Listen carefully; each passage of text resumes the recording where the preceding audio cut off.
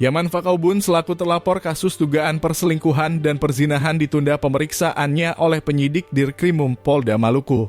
Pasalnya, Yaman masuk dalam daftar calon tetap legislatif Kabupaten Buru dalam pemilu 2024. Sehingga pemeriksaan terhadap dirinya ditunda hingga usai pemilu 2024. Kasusnya sudah tahap penyidikan. Tetapi untuk terlapor Yaman Fakaubun ada penundaan pemeriksaan karena yang bersangkutan masuk dalam DCT di Kabupaten Pulau Buru, kata Direktur Reserse Kriminal Umum Polda Maluku, Kombes Pol Andri Iskandar, Rabu 6/12/2023. Adapun penundaan tersebut sesuai dengan instruksi Kapolri Jenderal Pol Listio Sigit Prabowo.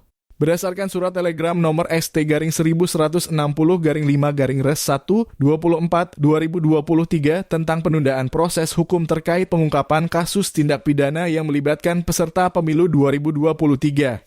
Diberitakan sebelumnya kasus perselingkuhan dan perzinahan oknum pengacara atas nama Barbalina Matulesi dengan Yaman Fakaubun telah naik tahap penyidikan pasca pelaporan polisi 1 September 2023.